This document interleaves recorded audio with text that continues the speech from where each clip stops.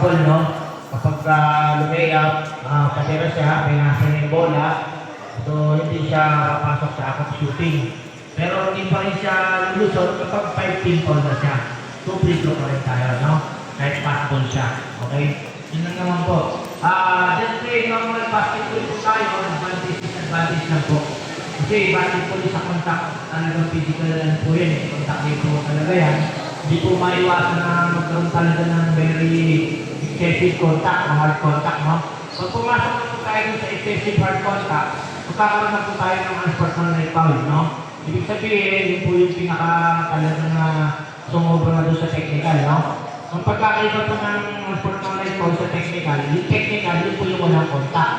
Alam naman po natin yun, kapag kahit sa player na dalawa, nagkaroon ng fighting start, maaari po natin siyang technical, no? Kung malungkot lang po doon, kung panlima na po ng player yun, mapapaulod na po siya. Okay? Hanggang 5 foul lang po tayo, mga bowlers, no? Ang combination po ng unsportsmanlike foul at technical, as a player, maaari na pong ma-disqualify yung player.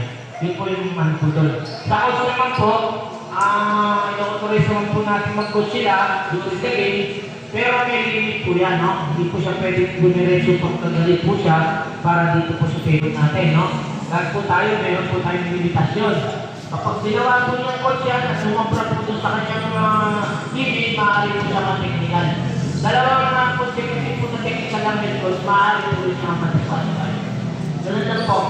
Pero kung hindi po sa yung technical, yung kasamahan po niya sabi, indirect po yun. Dalawang indirect, isang direct, maaari po mag-disqualify yung coach. Okay, sa player naman po, dalawang technical na sunod, or dalawang unpo, isang technical, isang unpo, maaari po siya mag-disqualify. Okay, dito po tayo doon.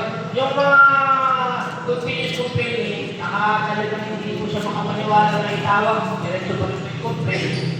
Maaari po kayo mapatawag na doon. Unsportsmanlike behavioral misconduct, no? Maaari po kayo matasikan mga kasama. Okay, yung sa 3 seconds naman po, hindi na po yung tinatawag. Kapag kayong A1, for example, yung green team, yung point guard dyan, nag-dribble, yung kakampi niya na andun sa may shaded ng lalim, no? Patira na siya, pa 3 seconds na siya na, hindi na po natin tatawagan, no? Para mawala lang po sa mindset niya na dapat 3 seconds na yun. Pero, kapag pinasa pa po yan, doon na po natin puputukan ng 3 seconds. Okay? So yun po yung malinaw po, no? Para medyo hindi po tayo kailangan nilreklamo. Pagdating naman po doon sa tumira po yung block, pagtira niya, kapos. Ngayon, nakuha po uli niya. Hindi po nakakuha, ang bilis eh. Hindi po yung tira, tatlo pa po pwede niyang gawin. Ito po yun. Pwede niyo po uling itira ulit, i-dribble, or ipasa. Ay, klaro po tayo na. Kasi malinaw po yun, na wala kang mulong. Okay. Salamat. Pero gano'n po. Dalawa na po.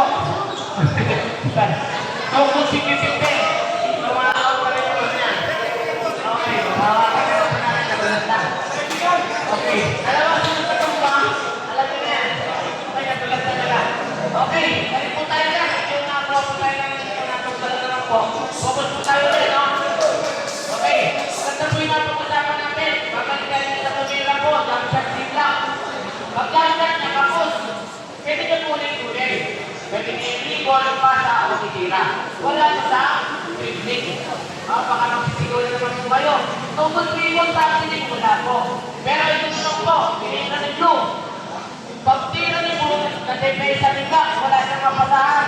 Sinasa ni, binitawan ni Blue yung bola. Ginawa na ulit. Traveling naman po yun. Okay, kita po tayo doon. Isa pa, pangatlo. Lumiyang naman po si Yelo.